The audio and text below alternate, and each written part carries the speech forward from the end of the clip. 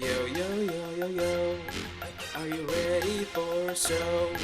Cause apparently nobody knows these little BFDI characters. So we will jump into this thing. Let's see if we can think of these mystery characters who faded into obscurity.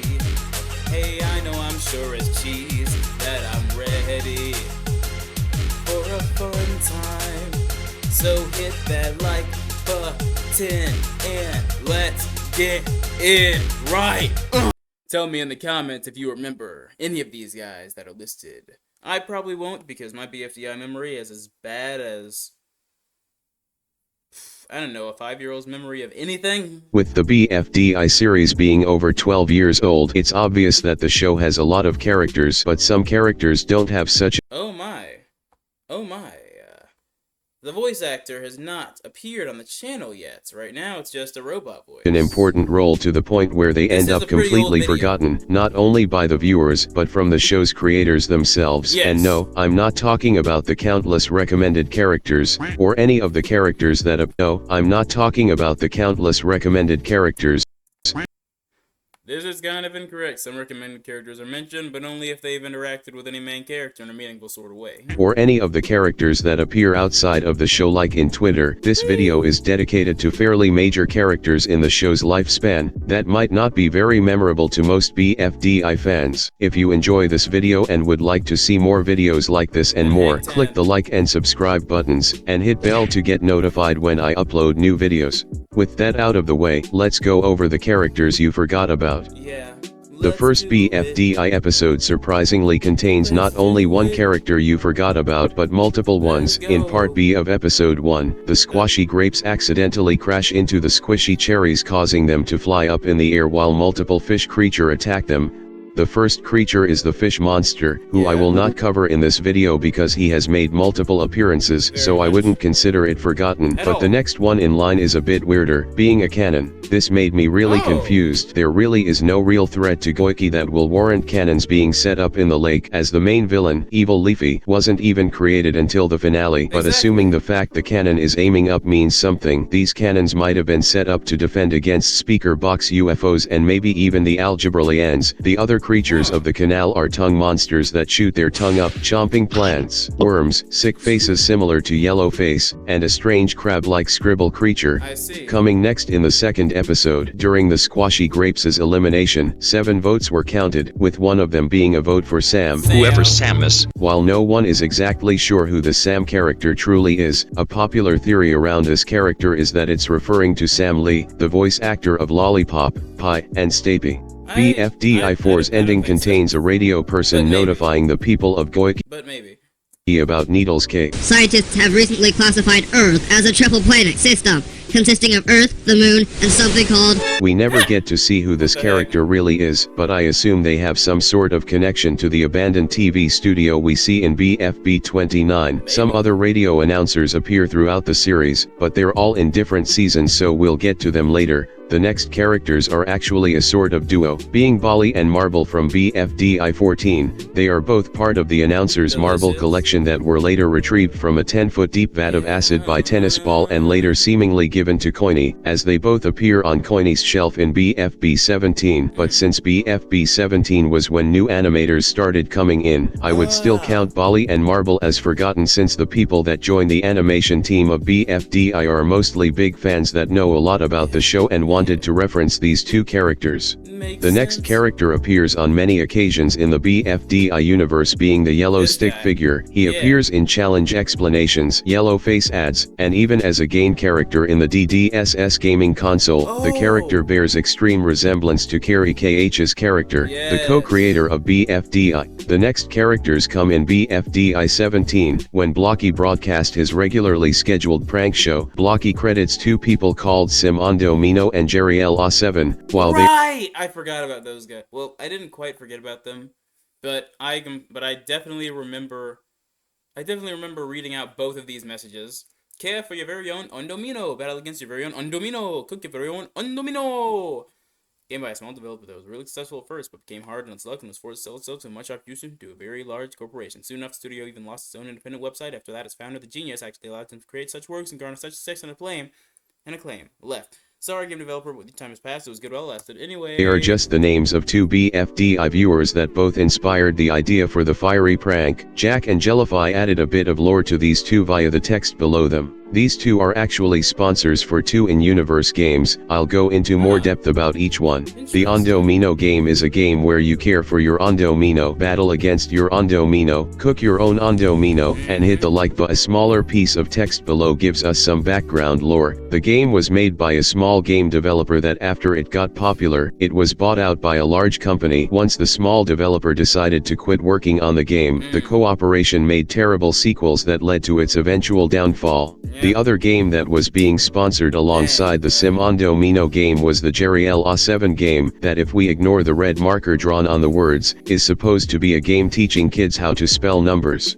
In BFDI 20, once they get to space, the announcer explained the dangers of space before they begun the challenge.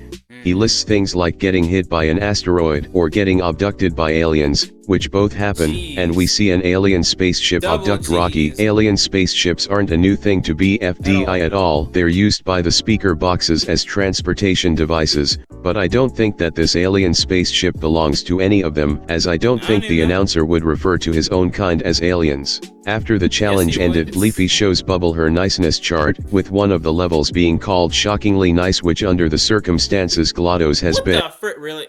You know, this is why Leafy is the way she is, because of this bullcrap. What do you mean, GLaDOS? If you don't know, this character GLaDOS is the main antagonist of the game Portal, who is basically a robot created by a company called Aperture Science to aid creation of the Portal technology, with the level being a reference to the second game's ending song. Under the circumstances, I've been shockingly nice. In BFDI 23, these are the characters who are in the tiny loser chamber, but there is actually one more hidden character in there. When Firey peeks into the broken tiny loser chamber, he can be heard being slapped by someone we presume is Coiny, but the bottom left recommended text tells us it's actually a variant of Coiny called Invisible Coiny, which might as well just be non-existy with a disguise. We've finally reached the first season's finale. After Leafy steals Dream Island and all that stuff you already know, the contestants rip her apart, revealing that she's a football, which doesn't make any sort of sense, as we know Leafy is completely flat since she was able to fit through the pillars in the chase scene while others that have bigger bodies couldn't, and also the fact she returned to normal 3 seconds later, leaving me to assume this is some kind of hallucination, and since football never appeared in the show ever afterwards, she's probably left for good. So let's move on to BFD. Hold it, there is actually one more thing I haven't mentioned. There is actually a secret season of BFDI you might haven't even known about that took place between BFDI 24 and 25 called BFDI Apazio 225555555, which was actually the first appearance of Lie, Stapy, and Foldy, with the host of the season being a slipper called Hello Kevin, who is seemingly a rip-off of Hello Kitty. It seems like Michael still has those same slippers to this day because he posted a video of them on Twitter. Now, we've reached the second season, BFDIA. In the scene where the characters show their favorite screen, Puffballs is a bit different, where it shows to be a silhouette of a human man, and after further inspection, I found out this was a portrait of Abraham Lincoln. I can't find the exact image, but trust me, it is. This episode's ending scene shows Leafy. Come on, my boy. You can tell. You can tell. Leafy listening to an advertisement about the Leafy detector on a character called Boombox. Bye now. Who is one of the 3 radio broadcasters I've mentioned before, and also a character directly inspired from another object show, specifically the show Brawl of the Objects. Say, Boombox, could you play that song we were listening to yesterday? The next character appears in BFDIA 4, but not in person, being models of cows. Cattle for Dream Island. Okay, Cattles, made by Pin, which pretty much confirms us that cows exist or maybe have existed sometime in Goiky. In BFDIA 5, after Free Smart escaped evil Leafy, Pencil questions Ruby at her lack of knowledge in buttons, stating that she thought she goes to gem school, and then Book explained that only diamonds go to gem school, hinting at the existence of Diamond, who we actually see see in one of Firey's videos, alongside her other 34 sisters, although these are probably not canon, thankfully. Now, we've reached BFDIA 5B, which if you didn't know, is actually a game, and not a video. There are some ways to play this game, but the official way was removed ever since Flash shut down, so if you want to experience the story, check out one of my older videos explaining the storyline and some more fun things about the game, but if you've already watched the video or played the game... I remember when BFDI 4 or 5A came out, and you guys wanted me to watch that, and I don't think I ever did. I'm sorry, guys. Let's continue. Along your adventure, FreeSmart stumbles upon a wooden house. This house belongs to the recommended characters that got eaten by Evil Leafy, although we only get to see 3 of them, Lego Brick, Waffle, and Toon. The last 2 don't have anything to talk about, so let's focus on... Never mind, I did. We watched it on a stream. I remember this. I remember all of this. Lego Brick, who was the first person you met in the house, and the first non-FreeSmart character you add to your party. One of the stages requires you to betray him and leave him on a conveyor belt that makes him angry, and trap the characters inside his underground dungeon. And while this sounds like something an evil person would do, the recommended characters later reveal he isn't evil, but just very afraid of death. One of the tools you get to use during the game is this cube that you can pick up to use as a platform. But what if I told you this is actually a living character, just like the GLaDOS character I've mentioned before? This cube, known as the companion cube, also comes from the game Portal, where it is treated as if it's alive, and to top that all off, the comic series of Portal shows the main character having direct conversations with the cube. But we aren't done with 5B quite yet. There is one character that appears on level 8 that is more important than all of them, being this little purple cube right here. Its only purpose in the game is to serve as an enemy. I asked my subscribers over on my community tab who he is and got a lot of incorrect answers, and since the idea of an entire BFDI character being so obscure bothers me, I want to start a movement to make this guy memorable. So if you can, try to give light to this character in any form you can. It could be just sharing pictures of him around, or doing something more beneficial like actually making a wiki page for him. I'm sorry, it's an informative video, so I'm kind of just left without much commentary. If you want to contribute even more, you can participate in my fan art competition where your only goal is to draw this guy as best as you can. You've got until my next video to send me your fan art under the hashtag 5BFanArt, so don't rush it. The winner of this competition will get a special spot in another project I'm working on over on my community tab if you want to check it out. So let's take a quick stop at IDFB because there's really only one thing to mention, being this shadowy figure. When golf ball and tennis ball entered the Science Museum, golf ball has a flashback to when she was young of a mysterious shadow chasing her down and hitting her, which is what gave her the dimples. Although if you're watching this in the future, this character probably got revealed in IDFB too. But anyway, let's move on to BFB. Donut's Diaries cover art contains multiple characters. Sorry, I got curious and I wanted to see if there was any information on this thing. Unfortunately not. It stinks that we never got to figure out what it was. While some of these kind of look like existing characters like the bug, the fish monster, and the fire monster, there are still creatures we don't recognize like this dinosaur, this slug, or this Dorito chip. In BFB3, X uses an alarm clock to remind for when to do the intro. While we don't know if this alarm clock's face is real, in a show full of living objects, it's not exactly impossible. In BFB10, during the exit scenes, we get to see more stuff, the first being this equation on the chalkboard of cats that apparently equals 2, and during the final scene, drawings of a person cooking and a child playing soccer also appear. If you pay close attention to the recommended character scene in BFB12, you can see Gelatin taking one of the recommended characters called Jordan with him, and since Gelatin freaking killed Jordan, god dang it, Jordan, oh, Jordan. He did so good in the little BFDI mini, but they killed him. They killed him and they locked him in a freezer. Jordan! Oh god. Gelatin runs a steakhouse. I think we might have just met his supplier. Taking a massive skip to BFB19, when the FreeSmart super van reconnects to a signal, a muffled voice of a radio announcer can be heard. Although this could be just a muffled version of any of the past radio announcers I've mentioned before. Also in that episode, Taco does shadow puppets to entertain the viewers while Blocky reminisces about reminiscing, with the first hand puppet being clearly a fish monster, the other are less clear like this humanoid looking one or this duck looking one. The sun itself might even be a living character, as it visually reacts to Blocky's roast. Hey son, you're, pretty lame. Woody's false vision in episode 22 hints at the existence of snakes as Woody perceived Taco's lettuce as them, but this could just be a mistranslation by 4, as Woody's mumbling was translated by 4, and I'm not exactly keen on 4 understanding him.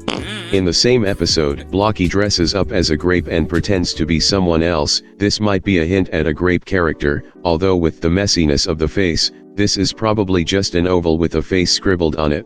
The Pillory Ruins' archaic temple has 2 variants of totems, a winged serpent and a barfing serpent. I think that the winged serpent looks a lot like the fish monster, but since this temple is very old and ancient, maybe this hints at the fish monsters having flying capabilities in the past, which will honestly be kinda cool to see in an episode. During the BFB cruise bus ride to the desert, as X attempted to master recovery, Flower tells the contestants about a faint memory she has of a really powerful person hating the idea of 3 hosts hosting a show. I have this really faint memory that long ago, someone really powerful hated the idea of competitions having 3 hosts. And that it's a sign that the structure of a competition is I think is it probably 2?